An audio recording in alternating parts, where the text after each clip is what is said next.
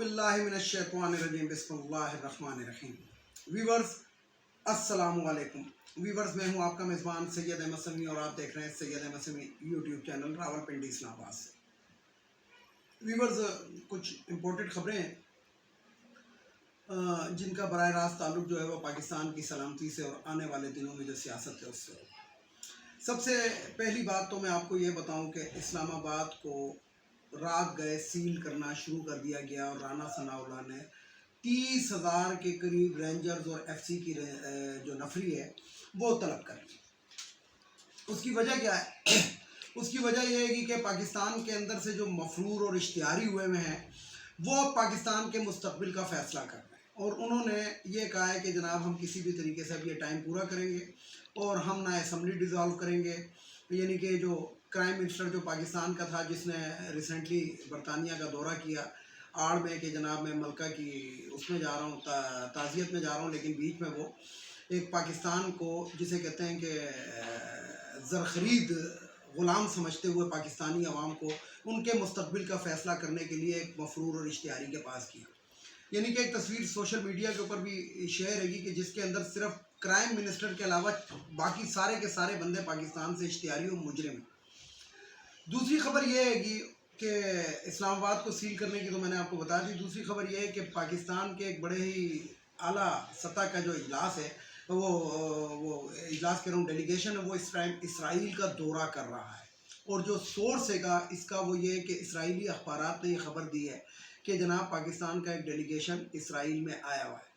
अब ये नैरेटिव क्या फैलाया जाएगा? ये फैलाया जाएगा कि जनाब वो हम उनसे मशीनरी दरामद कर सकते हैं, ये कर सकते हैं, जबकि कायदे आज़म मोहम्मद अली जिन्ना फाउंडर ऑफ पाकिस्तान ने कहा था कि ये इसराइल जो है एक नाजायज़ यूरोप की एक नाजायज़ औलाद है और हम इस नाजायज़ औलाद को कभी भी तस्लीम नहीं करेंगे, ना ही इनसे कोई रवाबित रखेंगे। अगर यही काम इमरान खान कर रहा होता तो ये जो इम्पोर्टेड है और ये जो साद रिजवी नाम का एक दहशतगर्द है पाकिस्तान के अंदर जो इस्लामी उसकी आड़ के अंदर जो ये इसने पिछले दिनों जब इमरान खान की हुकूमत थी जो दहशतगर्दी की थी फ्रांस के मसले के ऊपर, अब अपने बहनोई को फ्रांस के अंदर सफ़ीर मुकर्रर करके बिल्कुल खामोश बैठा हुआ, उसके कानों पे जूं तक नहीं रही ना मौलाना फजलुर रहमान जो इसराइली एजेंट इमरान खान को कहता था, लेकिन डेलीगेशन के अंदर जमीयत उलमा इस्लाम के लोग शामिल हैं, इसलिए अभी वो बिल्कुल खामोश है क्योंकि इस्लाम सेफ है। दूसरी खबर ये है कि और तीसरी और इम्पोर्टेंट खबर ये है कि पाकिस्तान के एक आला शख्सियत जो थी जो पिछले दिनों पाकिस्तान से गायब रही, वैसे तो उनकी पल पल की खबर आती है कि जनाब आज वो ईद फलाने के साथ मना रहे हैं और फलाने के साथ गए हैं, फलाने के पास बैठे हैं, फलाने के पास हैं, लेकिन वो पिछले दिनों उन्होंने एक दौरा किया था। उस दौरे के अंदर वो अमेरिका भी गए, नाम तो हंगरी का था लेकिन हंगरी के बजाय वो काफ़ी मुल्कों में गए हैं और उसके बाद वापसी जो थी वो चाइना के रास्ते उनकी हुई थी। तो ये इसका तसलसल भी हो सकता है। पाकिस्तान को जुज़वी तौर पे पाकिस्तान के अवाम को ग़ुलाम बना दिया है क्योंकि जो मर्ज़ी हो जाए, रात गए पेट्रोल की कीमत बढ़ा दो, आटा इस मुल्क से गायब कर दो, चीनी इस पे से गायब कर दो और आवाम को इतना डिस्टर्ब कर दो कि वो इस तरफ सोचे ही ना, बल्कि वो आटा और चीनी और चावल और दाल के चक्कर के अंदर पड़े रहें और किसी तरफ ना जाएँ। बहरहाल मैं आपको बता दूँ कि हालात बहुत ज़्यादा संगीन हो चुके हैं और बहुत ज़्यादा ख़राब हो चुके हैं। इमरान खान साहब काल दे चुके हैं और 22 तारीख के बाद गालिबन पाकिस्तान के अंदर एक बहुत बड़ा लॉन्ग मार्च होने वाला है जिसका राना सनाउल्लाह जो है, राना सनाउल्लाह नामी एक मनाशियात फरोश भी है और वही मनाशियात फरोश जो है इस टाइम पाकिस्तान का वज़ीर दाखिला बना हुआ है, तो उसने 30,000 की नफरी तलब की है। अब यहाँ पे मैं बात करूँगा उस आला अदलिया से सुप्रीम कोर्ट ऑफ पाकिस्तान की कि सुप्रीम कोर्ट ऑफ पाकिस्तान को ये तमाम चीज़ें नज़र आ रही हैं कि इन इम्पोर्टेड ने 5 महीने के अंदर क्या किया, लेकिन सुप्रीम कोर्ट ऑफ पाकिस्तान बिल्कुल जिसे कहते हैं कि खामोश बैठी हुई है। उस वक़्त इन्होंने बड़ा रात को अदालतें खुल गई थी जब कासिम सूरी ने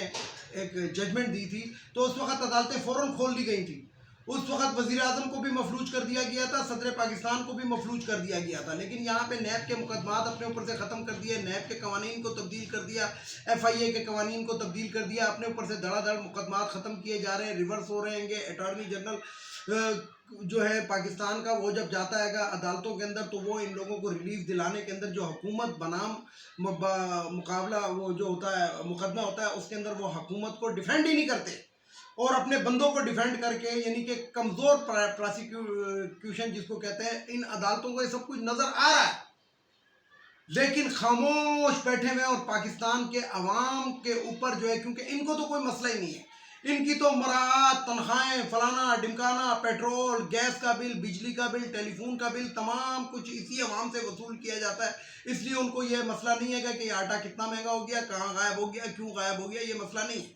اور اس لیے وہ بالکل خاموش ہوئے بیٹھے ہیں۔ حالانکہ ان کو یہ چیز نظر آنی چاہیے کہ پاکستان کے اندر ایک ایسا شخص پرائم منسٹر بنا ہوا ہے کہ جو خود بتاتے کہتا تھا کہ میں کیا کہتے ہیں کہ بلڈ کینسر کا مریض ہوں۔ جب عدالتوں میں پیشی ہوتی تھی تو اس کی کبھی کمر میں درد ہوتا تھا، کبھی اس میں ہوتا تھا، فرد جرم نہیں عائد ہونے دی، اور اپنا وزیر اعظم جب بن گیا تو اس کے بعد اس نے وہ کیسز ہی ختم کرا دی۔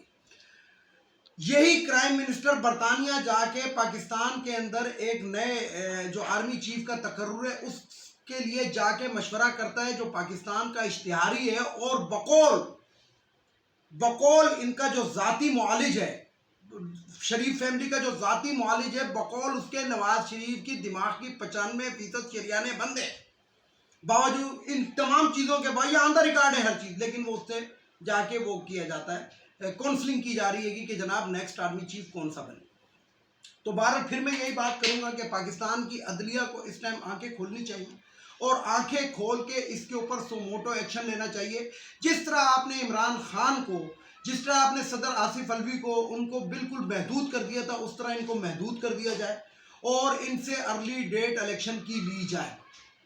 اور اگر نہیں تو ان کو نااہل قرار دیا جائے، کیونکہ یہ 5-6 مہینے کے اندر انہوں نے جو اہلیت اپنی دکھائی ہے وہ نااہلیت سے بھی بڑھ کر ہے، اور ان پہ غداری کے مقدمے بنائے جائیں، میں تو یہ بھی کہتا ہوں، اس لیے کہ انہوں نے ریزیوم چینج آپریشن، اور جس طریقے کی بندر بانٹ سندھ ہاؤس کے اندر ہوئی تھی، ڈالنوں کے تھیلے جو سوشل میڈیا کے اوپر ہے، ان عدالتوں کے اندر ان کو بتایا جا چکا ہے، اس کے باوجود اگر یہ عدالتیں ان کے اوپر ایکشن نہیں لے رہی تو اس کا مطلب یہ ہے گا کہ عوام کو غلام بنانے میں اور عوام کو اس حال میں پہنچانے میں ان عدالتوں کا بھی پھر ہاتھ ہے، جو بظاہر جو ہے، کیونکہ آپ سرے عام تو عمران خان کو نااہل یا سزا دے نہیں سکتے، اس لیے نہیں دے سکتے کہ دنیا دیکھ رہی ہے کہ اس نے کچھ کیا نہیں ہے، اس کے باوجود اس کو ہر چیز میں پھنسایا جاتا ہے، اس لیے آپ اتنی تو اندھیر نگری نہیں مچی ہوئی، لیکن دوسری طرف آپ ان کو پروٹیکشن بھی پرووائڈ کر رہے ہیں۔ بڑی تلخ باتیں میں کر رہا ہوں، لیکن ان کا بالکل یہ حقیقت سے تعلق ہے، اور یہ وہ باتیں ہیں کہ جو عام شہری آج کل پاکستان کا کر رہا ہے۔ پاکستان کے پنڈی کی میں آپ کو حالات بتاؤں، میرا تعلق راولپنڈی اسلام آباد سے ہے، اس ٹائم میں ادھر ہی رہتا ہوں، ویسے جو میری بیسیکلی جگہ ہے وہ تو میں KPK کا رہنے والا ہوں۔ پنڈی کے اندر آٹے کے لیے جو آج میں نے لائنیں دیکھی ہیں، میں اپنے ایک جو پچھلے ویلاگز تھے اس کے اندر میں ایک بات کرتا تھا، عثمان بزدار پہ میں تنقید کرتا تھا، خاص طور کے رمضان کے مہینے میں، کہ اس نے گھی اور چینی کے لیے لائنیں لگوائی۔ آج آٹے کے لیے جو خواتین اور بچے جو تھے لائنوں میں کھڑے ہوئے تھے، اور ایک سوزوکی کے اندر کتنا آٹا آتا ہوگا، 40 50 60 70 یعنی کہ 80 توڑے بھی اگر آپ سمجھ لیں تو وہ لائن جو تھی وہ 150 سے 200 بندوں کی بنی ہوئی تھی، ان کو پیچھے والوں کو پتہ بھی تھا کہ ہمیں آٹا نہیں مل رہا، لیکن وہ پھر بھی مجبوری میں لائن میں کھڑے تھے کہ شاید آگے کوئی ہمارا چانس بنے۔ تو ان امپورٹڈز نے جو بیڑا غرق اس ملک کا کیا، مجھے یہ بتائیں کہ اس کا ذمہ دار کون ہے؟ ہماری عدلیہ بھی بتائے اور ہمارے طاقتور حلقے بھی بتائیں، وہ حلقے بھی ہمارے بتائیں جو نیوٹرلز ہو گئے ہیں، کہ آپ نے عوام کو آخر اس دلدل میں دھکیلا ہے تو کیوں دھکیلوایا ہے؟ پری پلانڈ ہے، نظر آ رہا ہے، آپ لوگوں نے کروایا، آپ دونوں اداروں نے کروایا، آپ لوگوں نے مل کر، آپ نے کہا ہم نیوٹرل ہو گئے۔ میں نے ایک چھوٹی سی بات کی تھی کہ اس دن کرکٹ کے میچ کے اندر افغانستان کے خلاف نسیم شاہ نے 2 چھکے آ کے مارے، وہ بھی تو نیوٹرل رہ سکتا تھا کہ یار میں تو بالر ہوں، میرا کیا کام ہے کہ جا کے بیٹنگ کرنے کا اور چھکے مارنے کا، لیکن وہ نیوٹرل نہیں رہا، اس نے آ کے اپنے ملک اور قوم کا سر بلند کیا اور آ کے چھکے مارے، بیچ میں وہ چول بھی مار گیا کہ میری دعا جو ہے وہ میرے لیے سب سے زیادہ دعا فضل الرحمان نے کی تھی، تو اگلے میچ کے اندر وہ کارکردگی نہیں دکھا سکا، کیونکہ اس نے نسیم شاہ نے، کیونکہ وہ بچہ ہے، اس نے نادانستگی کے اندر ایک ایسے منافق کا نام لے لیا کہ جو اس ٹائم منافقت کی اعلیٰ ترین مثال پاکستان کے اندر موجود ہے، جس کی کسی اور کو مثال دینے کی ضرورت نہیں ہے۔ پھر ایک بل پاس ہوا ہے، میں اس ویڈیو کے اندر اس کا نام نہیں لینا چاہتا، لیکن سوشل میڈیا پہ آپ کو معلوم ہو چکا ہے کہ وہ بل پاس ہوا ہے۔ یہ کس کو خوش کرنے کے لیے؟ ابھی سعد رضوی بالکل خاموش بیٹھا ہوا ہے، بالکل سعد رضوی کے، کیونکہ اس کو پچھلے دنوں ایک گاڑی مل گئی تھی جس کی مالیت تقریباً 95 لاکھ روپے ہے، اور اس کے اوپر ٹیکس میں کھلا کے 2.5 کروڑ روپے کی گاڑی اس کو مل گئی ہے، تو اس کو کیا ضرورت ہے کہ اب دنگے فساد کرنے کی؟ یہ وہی شخص ہے کہ جس کا باپ جو تھا وہ 5 مرلے کے مکان کے اندر جا کے دفن ہوا تھا، لیکن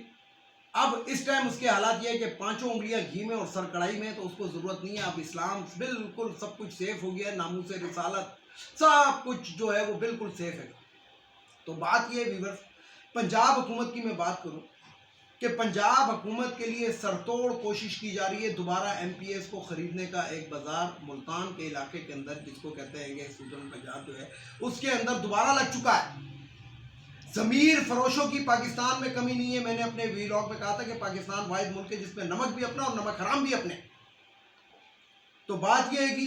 کہ دوبارہ یہ چیز چل رہی ہے، انہی عدالتوں کے سامنے چل رہی ہے، انہی لوگوں کے سامنے چل رہی ہے، اور یہ عدالتیں ہماری خاموش بیٹھی ہوئی ہیں، اور ہمارے ادارے اس ملک کا بیڑا غرق کرنے کے لیے بالکل نیوٹرل ہو چکے ہیں. ویڈیو کو لائک کریں، شیئر کریں، سبسکرائب کریں، بیل آئیکن کے بٹن کو ضرور دبائیں تاکہ میری نیکسٹ ویڈیو آپ کو مل سکے. اس کے ساتھ ہی اجازت چاہتا ہوں تمام دیکھنے والے سننے والوں کو. اللہ حافظ. اور آخر میں وہی نعرہ، پاکستان زندہ باد.